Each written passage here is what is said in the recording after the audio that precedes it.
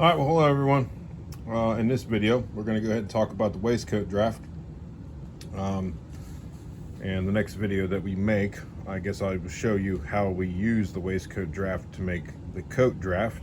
But the waistcoat draft that we're going to go through today, this is sort of the building block for all the upper body stuff that I do in my drafting system.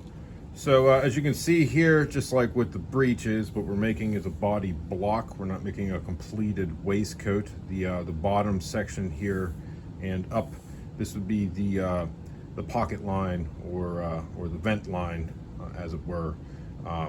Basically the difficult parts of the body to fit. So in order for this to work for anybody that's going to try this hereafter, you will need to add whatever tails it is that you would desire for length and shape that you're looking for, or not. In the case of making a short vest, you may need to add a little bit to the bottom here, just so it sits a little bit over the waistline. But this is just that pocket line or vent line, whatever you want to call it, and up. So we're going to go ahead and walk you through how we do this here when we're doing it for customers. So as always, we'll need to start with the measurements. So we'll pull the measurement chart out back over here. So as you can see, we have an upper body section, and there's two blank spaces here. We'll talk about the two blank spaces momentarily. So once again, not really possible for me to demonstrate the measurements with the sort of camera setup that I have. But we'll briefly talk about them. Chest measurement. So this is taken around the broadest portion of an individual's chest. The tape should, come straight from around the back, underneath the arms, and to the front and wrapped around. Whenever I do this, I like to keep sort of 2 fingers in the tape. I'll hold the tape with 2 fingers, and then I'll ask the individual to take a deep breath. And normally, when they take a deep breath, you'll find that the tape loosens up. And wherever it lands after the deep breath, that's the number I'll put down. We should maybe stress before we talk any more about measurements that when it comes to the upper body, unlike the breeches draft, taking measurements is going to be crucial. So there's a number of divisions that we're going to use to plot these points, and the divisions are based off of the chest measure primarily. So if you get this measure wrong, the rest of the system will be wrong, essentially, and you won't get the result that you want. So that's how I do the chest. Waist, this would be an individual's natural waist. If you don't know how to find a natural waist, what you want to do is have the individual you're measuring bend one of their arms at 90 degrees, which will allow you to find that elbow point. Wherever somebody's elbow is when their arm is hanging down to the side but bent at 90 degrees, that's generally the natural waistline. It may or may not be in line with their navel.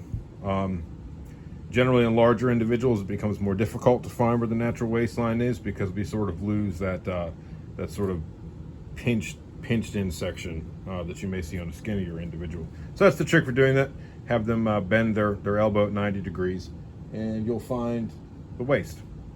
Same thing, wrap the tape straight from the back around to the front, hold 2 fingers inside of the tape, have them take a deep breath. You may or may not find the tape moving here based on their body build. Again, if the tape does loosen up, we'll go with the larger number and write that down.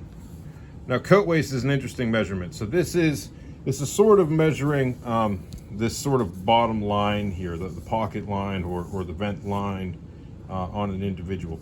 So how I'll do this is I'll take the tape sort of right at the bottom of the small of their back, where I think that the waistcoat's going to terminate at the center back, and I will wrap the tape around and angle it downwards a bit in the front, where I think more or less that bottom front button is going to be. And the front button on a waistcoat tends to sit a little bit lower than it does in the back, so that it covers the rise of the breeches well, in particular with earlier style breeches that are waisted rather low. That becomes important. So the tape, this time the tape won't be straight from the back. It will sort of be angling downward, but the other techniques apply. 2 fingers inside the tape, have them take a deep breath. It may or may not move. If it does, go with the larger number after the tape stops moving.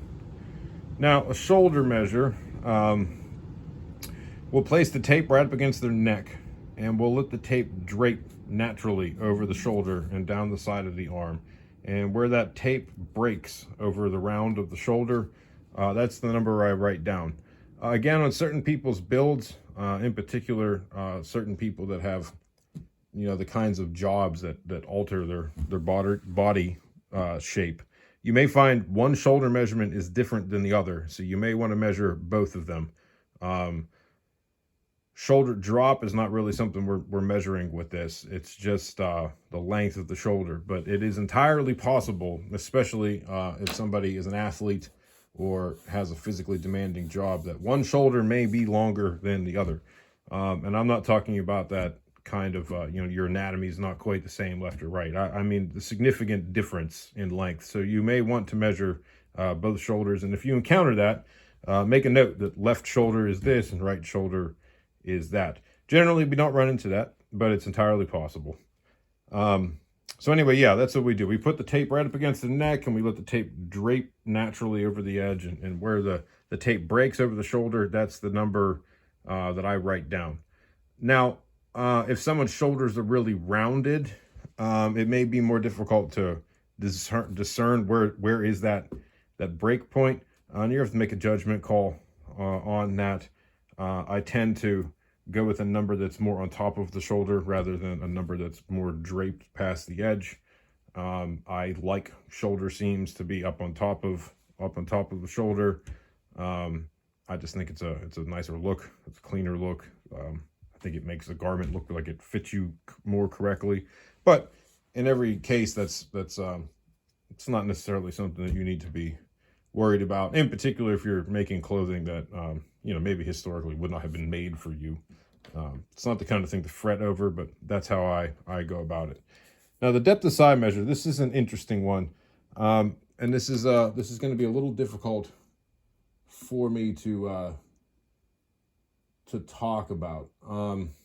This is going to require two tape measures. Matter of fact, hold on. I have a little mannequin thing here, and let me go grab that and see if we can use that to demonstrate.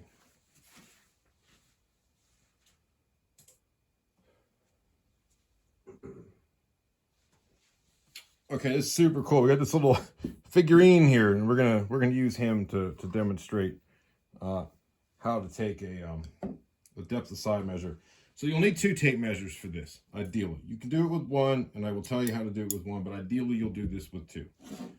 So the depth of side measure is we want to measure how deep the armhole should sit. Now, an armhole in an 18th century garment should be rather high. It should not be very low. If your armholes are too low, one of the things that you'll notice, in particular if you have sleeves on a garment, is the moment you lift your sleeves up, the whole garment kind of comes up with it.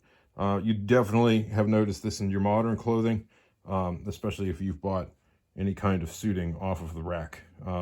There's 2 reasons for that. 1, it's the armhole's too low, and 2, it's the undersleeve shape. And when we talk about the coat draft in the future, and we talk about the sleeve draft, I'll bring up that point again. 18th century sleeves kind of have a built-in gusset in the undersleeve draft that doesn't really exist in the modern world. But anyway, so we want to get this at the right depth. We want it to be low enough where it's comfortable, but not so low that the whole garment rises whenever this individual raises their arms. We want them to have a full range of motion. So with one of the tapes, you're going to place it around the neck. I'm sorry, I'm bumping it here. And then this is going to be hard to do with this little figurine, but you'll then take the tape straight back and underneath his arm and get it as high in that armpit as you can, and then bring it across. And you'll do the same thing with the other side. So the tape should look something like this, coming around the neck, under the armpit, and then straight across the back. And this would be much higher when you're doing this. I have no control over the arm position on this little figurine. So, but you get the basic gist, right? It should come around sort of like a strap like that under the arm, and straight across the back. You'll have both sides of the tape meeting in the middle. Then with the other tape, you want to measure from the base of the tape going around the neck and straight down to the base of the tape that's coming straight across. Now the tape that goes underneath the armpit, the one that we're demonstrating here, you want to get that really good and high in the armpit. Don't be digging into the person's armpits, but you want it to be good and high. And ask the individual, is that, you know, relatively high in your armpit? And a lot of times you'll get sort of a panicky response like, yeah, man, it's pretty high, you know, as if they'll give you the indication that they're not comfortable with it. And that's a good thing.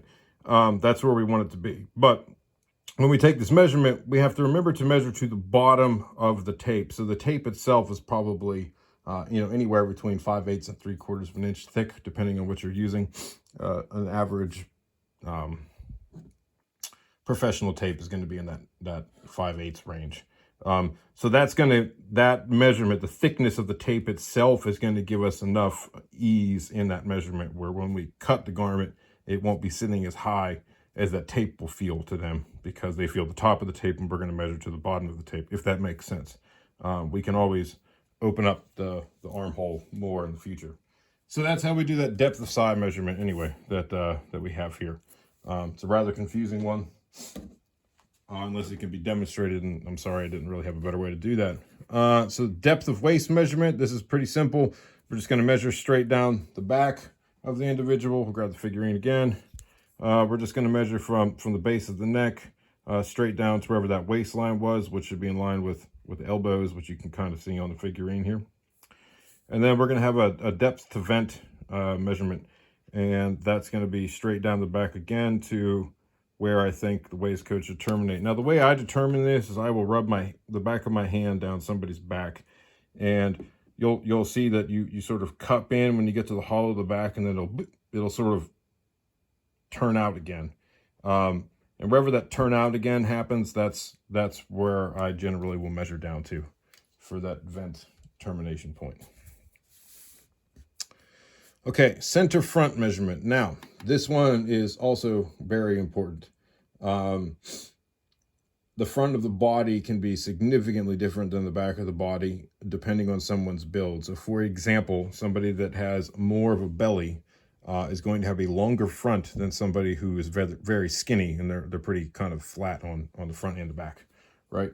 So we take this measurement by measuring where, more or less, where we think the base of the front of the neck is. This can be a bit of a judgment call on certain people, and just measuring down to where we think that bottom button is going to be on a waistcoat.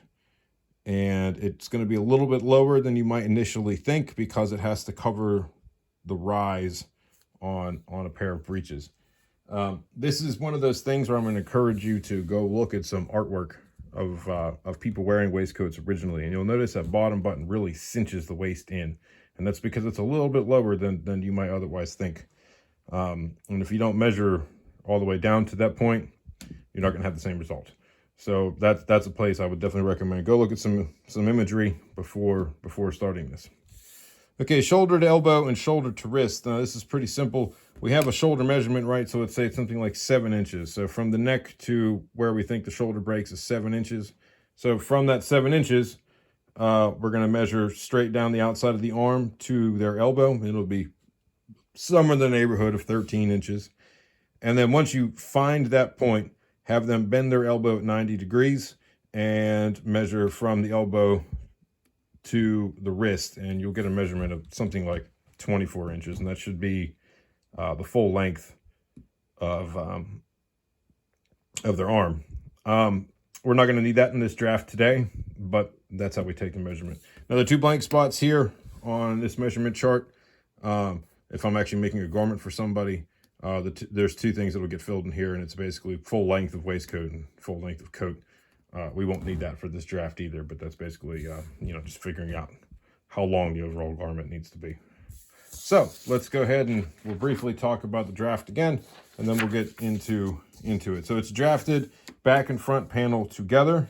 This is easier done anyway together. You could do them separately, but some of the depth lines here they just carry straight through. So it's easier if you can do them together.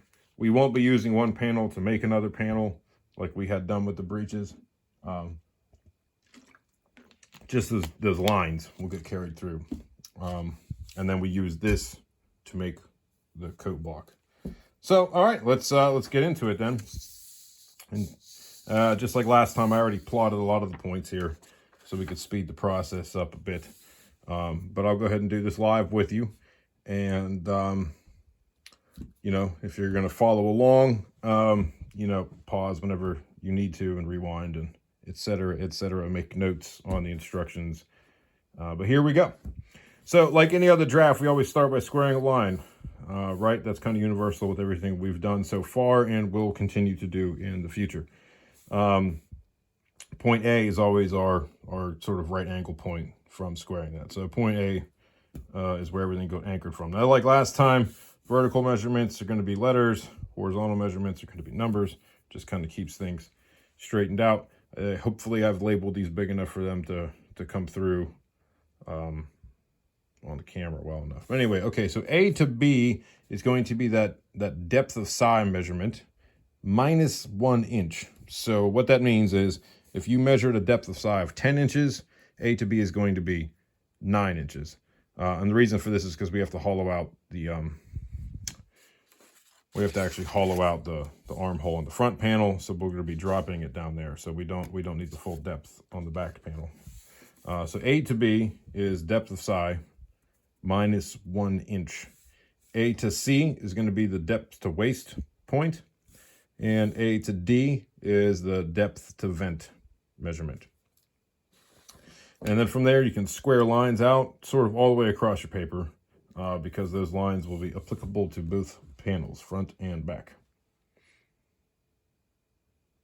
Okay, now we're going to start working out from there. So like I had mentioned, a lot of the instructions are going to be divisions of things. So I will try to explain what I mean, maybe the first, you know, few times that I use some terminology maybe that sounds rather foreign, but I'm going to be describing those divisions. So all of the measurements that have to do with the chest, the waist, or the coat waist, we are going to be working in half of their full value. So if your chest was 44 inches, for the purposes of this draft, your chest is 22 inches because we are only making half of the whole circumference of you. Does that make sense to everybody? Okay. So when I give an instruction like, you know, 1/4 of the chest measurement, what I really mean is 1/4 of the half chest measurement. But now we're starting to throw too many strange and, frankly, distracting words around. So anytime I'm talking about chest, waist, coat waist, I'm talking about half of their full value. Okay. So here we go. We're going to start from B. I'm sorry. We're going to start from A because, you know, letters.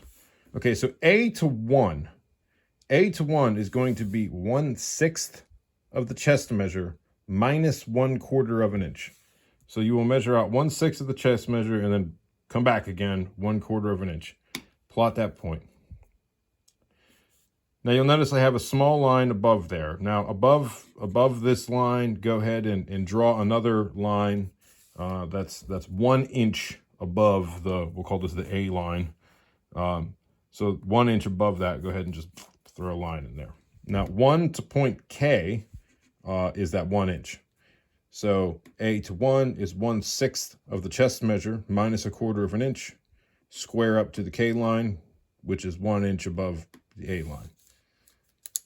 All right, and plot that in just like so. Okay.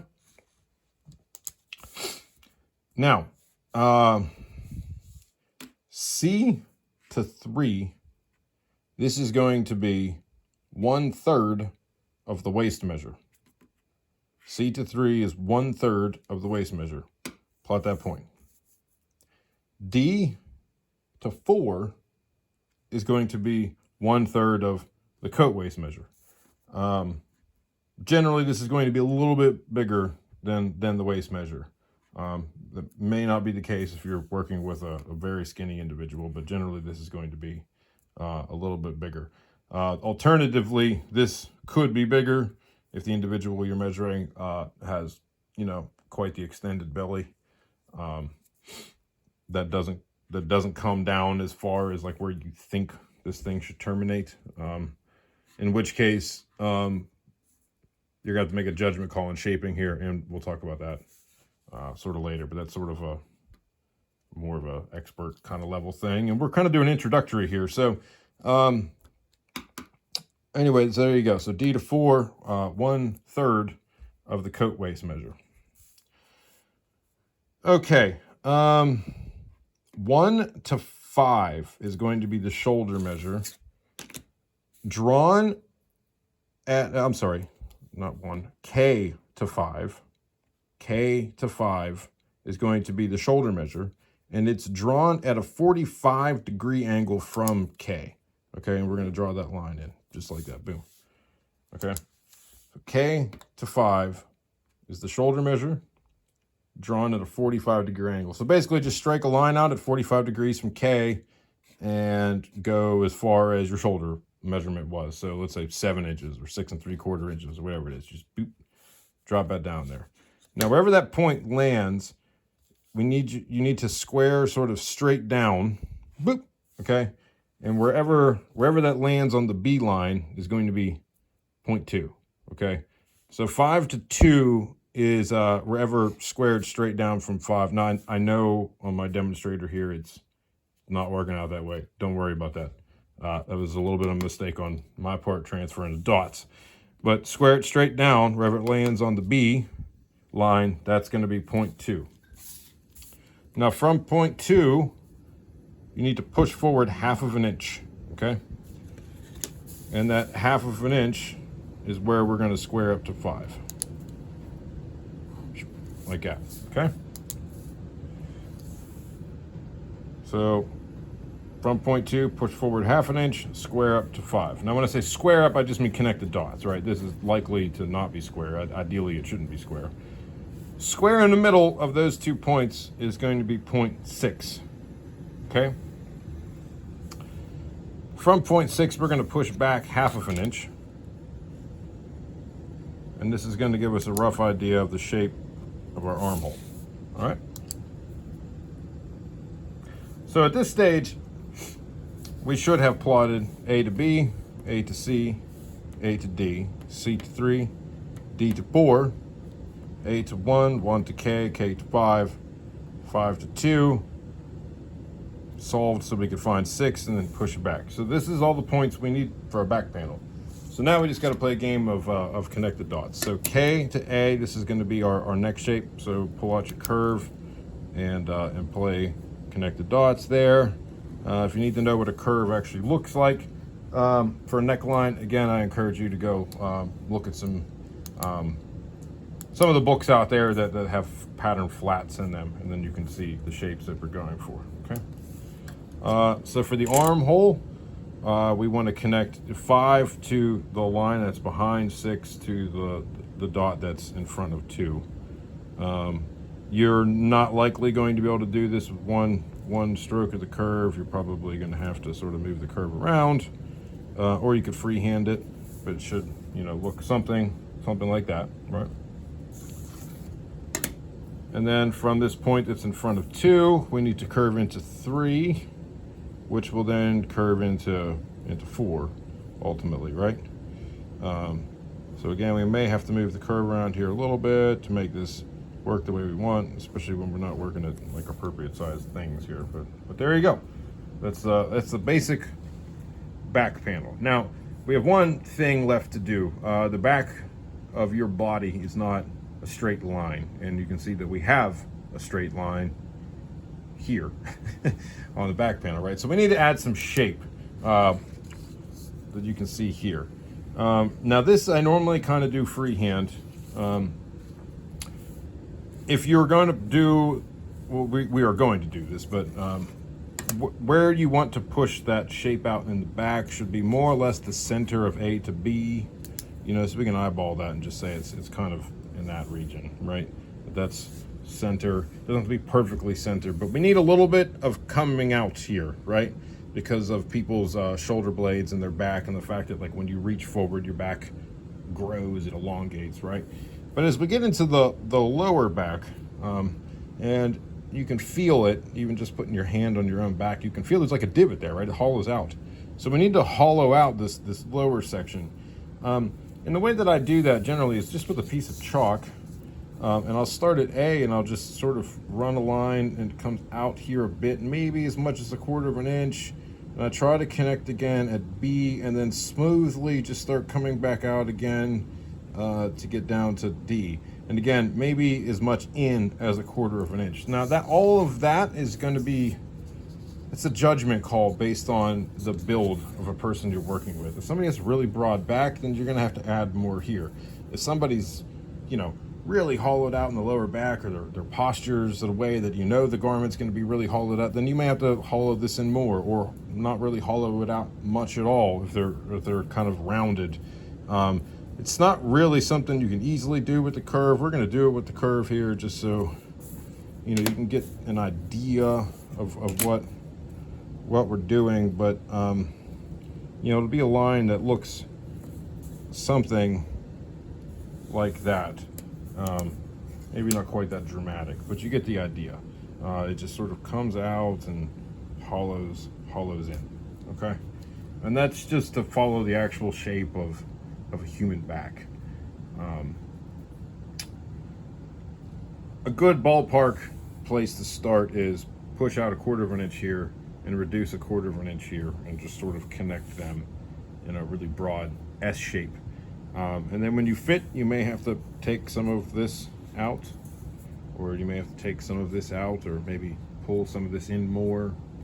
But anyway, that's it. That's the back panel. It's pretty simple and straightforward. So we'll move on to the front panel here. So if we switch this back out again, so this is why I said drafting them next door to each other is convenient, because the lines just carry straight through. So all you have to do is, because we're starting a new draft, right, is square another line, and then we'll get going. So here's our squared line. There's no reason to mark a new point A, because it doesn't do anything in this draft. So actually, our anchor point in this one is going to be point E, which is on our chest line, right? So we'll just start here. E to 10, we'll start with that. That is 2/3 of your chest measure. 2/3 of your chest measure. Back here, you're going to have a little bit more than 1/3 with the way that the shoulder works out. So up here, you're going to have 2/3 of the chest measure. Then we come down here to the waistline, F to 11. F to 11. That's going to be 2/3 of the waist measure. Okay. G to 12. G to 12. That's going to be 2/3 of the coat waist measure. And we'll revisit the bottom here momentarily. Okay, so coming back up here to our chest line. Sorry I keep shaking you guys around, by the way. I have the phone sort of set up between me and you, or what you can see, and I keep bumping it every now and then. All right, so we're back on our chest line. E to 7. E to 7. This is going to be 1/4 of the chest measure plus 1 inch. 1/4 of the chest measure, and then push forward another inch. Okay? And that's 7. And then just sort of square up some. You don't have to go all the way to the top. Just square up some, and that will make sense here in a moment while we're doing that. Now, point 8 is like 1/4 of the distance of 7 to E from 7. So what do I mean by that? Well, find the midpoint of 7 to E, and then find the midpoint of the midpoint, and that's what we're looking for, is for point 8. So it's 1/4 of the total distance between 7 to E from 7. Okay. So plot that. 8 to 9 is going to be 1 inch. That would be the inch that we did not plot of the side depths on the back. So 8 to 9 will be 1 inch. Okay. 10 to 14. This is 1/4 of the chest measure. 1/4 of the chest measure, square all the way up to the top line.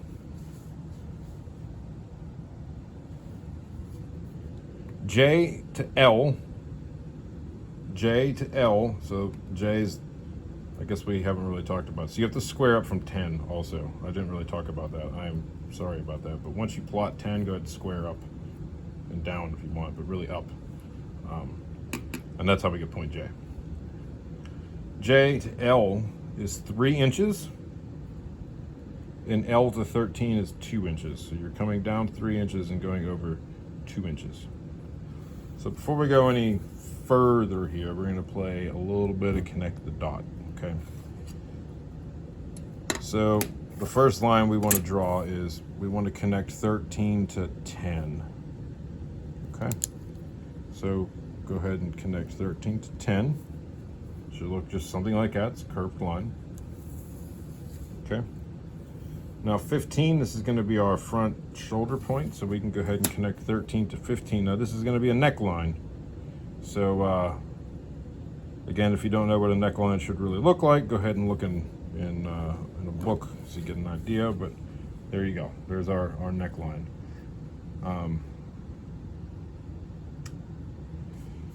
Now 10 to 11 to 12, depending on the shape of your person, this could be very different, right? You could end up with point 11 being all the way back here or all the way out here, but 12 still being in a similar place. What we want for the front of this is to be a smooth thing.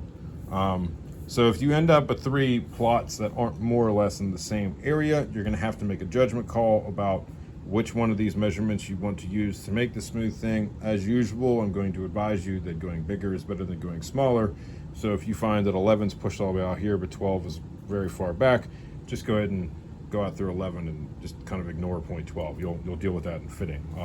Likewise, if 12's all the way out here and 11's back there, just sort of ignore point 11 and make a nice connection between 10 and 12. But in the example I'm giving you, it's really not all that dramatic. So we should end up with a relatively smooth front here. Should look something like that. Okay, and we will return to what's going on down here later. All right, so we'll connect our point from 8 to 9. So we went straight down. Okay, so now let's find 15 to M. So you see we have this line kind of floating around in Nowhereville here. This line is 1.5 inches below the top line. So go ahead and just sort of plot a line 1.5 inches below that. And point M is going to be measured from point 15, and it's going to be the shoulder measure. So again, if it's 7 inches or 6 3/4, whatever it is, wherever that number, that 7 inches or 6 3/4, whatever it is, lands on this line you just drew, that's going to be the front shoulder. So it should look something like this, right? And then we'll go ahead and connect them. And there's our shoulder.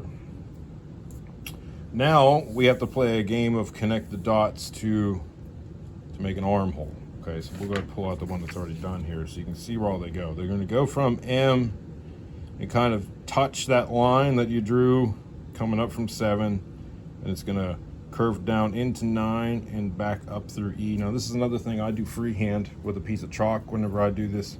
I find it difficult to do with curves, but we're going to try it. We're going to try it with curves here in the demo, but it is rather difficult. So let's try to get. We'll start with the sort of E to 9 area here. Nothing too dramatic here, it's just kind of a scoop down, and then things start to get more dramatic as we need to come up through M. See what I mean? This is just, I mean, everything with curves is more awkward at this small scale, but it's just really odd to do with curves.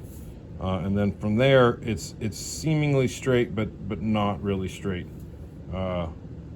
coming back up into M. And it should look more or less something like that. Just kind of nice and rounded, like so. One of the ways I do tell people making armholes, like it should be, I don't know if you can see this or not, but if you just drew like a big arc around your hand, it should look like that. It should be a little tighter down here than it is up here, but it's that kind of shape. A little bit of imagination to see that, but okay. So let's return to the side and the bottom here now. The side should have a little bit of nipped in shape as well, just like we have back here, just nothing that's dramatic. So G to H down here is going to be 3/4 of an inch. So plot H. G to H is 3/4 of an inch. F is kind of just wherever this connecting line lands. So you're going to connect E to H. I usually use like a hip curve to do this, or you could freehand it. But you just need a curve that comes from E down to H, and H should be the fattest point. Don't pick a part of the curve where you somehow end up with a fatter piece out there. So you just reduce it like that, and wherever the line lands here, that's F. Okay. Now you're gonna have to go back and proof some things potentially. So F to 11 still needs to be 2/3 of the waist measure, and H now to 12 needs to be 2/3 of the coat waist measure. This may not be drastically different, or maybe vastly different. If you've ignored one of these points, then you're still going to be ignoring it. But anyway, go ahead and proof those. You may have to push these lines out a bit more. It may change your front shape, but since I already had these points plotted, I don't need to do anything. But that's what you'll do. You'll take F and then measure out that 2/3 of the waist measure, and H and measure out 2/3 of the coat waist measure. Now, from 13 all the way down the front, once you have that front drawn, from 13 all the way down the front, we need to apply that depth of front, the center front measure, right? So this is our neck point. We need to measure all the way down to find where the bottom of our waistcoat's actually going to be in the front. So that's what point 16 is. Just measure along that line and continue down until you've reached the actual measurement, and that's point 16. And then you need to correct your line that you do have from H to 12, and you're going to make it H to 16. So because it's being drawn at a downward angle, it should be visually shorter than it is here. You see how it kind of comes back in? And then you can just finish correcting the front down to that. Okay. Now, we have sort of one last thing to do. The shoulders are really straight, right? The lines we put in here are straight, and there's really no straight lines on a body, and they don't sew great either. I mean, they'll sew together just fine because, straight lines, pretty easy to sew. But then when you put that on a shoulder, it just gets weird. So what we're actually going to do is add a little bit of shape to each one of these lines with the curve. And again, this is something I use a hip curve for, because a hip curve has some areas that are just really not dramatic. But we're just going to add a little bit of shape. We're going to play connect the dots with the curve and just add a little bit. It looks rather dramatic here because I'm using this little tiny curve, and everything here is really tiny. But in full scale, it's not. Once you cut it out, if nobody told you that you added that little bit of curvature, your eye wouldn't really pick it up. It's really minimal. We don't want to add a bunch of shape and then make like a pucker on the shoulder. We just want a little bit of shape so that everything sits well. So that's it. That's the waistcoat draft in a nutshell. Maybe not the most straightforward explanation. Whenever we get around to getting the pamphlet published, I promise the written explanation won't be as rambly and all over the place as, me kind of throwing one of these videos together real quick. But I thought you guys might like to see it and need something, new to watch now that we got to replace all the videos we had in the past. Figure we'd make some new types of videos before we go back into sewing stuff. So I hope you enjoy that. If you give it a go, if you give it a try, let me know. If you have any problems with it, you know, you can shoot me a message. Those of you that are members of the menswear page, anyways. If you leave comments in the YouTube world, that's new to me, so I can't guarantee you I will get back to you as quickly on YouTube as I otherwise would on the menswear page. So if you're a member of the menswear page, message me kind of that way, and I'll get back to you a whole lot sooner than I probably ever will in the YouTube realm. Let's talk about some common issues we encounter with this real quick before we close. Because of the way the shoulders are drafted, and they're drafted this way for a reason, but they do sort of repetitively create some issues. The first issue is I normally have to open up the front of this armhole. I normally kind of have to push the hole forward a bit, and sometimes I have to drop the opening a bit as well. I haven't tried to tweak the draft because otherwise it's been working pretty well, and I'm okay with opening that armhole up. Also, I don't do that because when I convert the waistcoat draft into a coat draft, which does something completely different with the shoulders, it seems to work almost without fail. So I just kind of leave it alone for now. This is just a piece in a larger puzzle, as it were. But just know that that's likely to be the case. It's not the case all the time, though. It's like breeches. Like sometimes this just works for people, and for a lot of other people it doesn't. But just know that's likely to be the case. That you might have to open up this armhole a bit more, which is fine because it's a waistcoat, right? If it's a non-sleeved garment, the armhole can really be as big as you want it to be. But just understand that what I'm showing you today works in conjunction with something else. You modify this, so that's a part why. But anyway, that's a thing that I consistently see. If you get the measurements wrong or you measure too tight, this is not going to fit at all. Err on the side of caution when you're taking those measurements, in particular the like chest, waist, coat, waist. And if you're unsure, just go bigger. Okay, don't go so big you're ended up like measuring a trash bag, you know. But if you like measure a person's body like to the millimeter and then you use this, you're gonna make a wetsuit, or you won't get it closed. And we did the workshop not that long ago. That was a common thing that came up. Some of those people did a phenomenal job of measuring, and it showed when we put the mock-up on. Things were rather tight. Measuring is its own skill and its own thing, and really until you learn the system that you're going to be using and how the measurements work in that system, you know, things are going to be a surprise. So trying to eliminate that surprise for you here a little bit. That's why I said measure with 2 fingers in the tape. Have them take a deep breath. Don't be afraid to have some room in that measurement. That's fine. You can always take it back out. It is way easier to take things back out than it is to have to add them back in. The shoulders are drafted in such a way with that steep angle at the back of 45 degrees and the sort of relatively square and forward sitting shoulder point up here, that the waistcoat's going to be, it's going to fit the body, I'd say, rather square. And I like that in a waistcoat. And I like that for 2 reasons. One, I think it rides the body better and becomes less of a cumbersome garment underneath other things. And I think it makes a cleaner garment.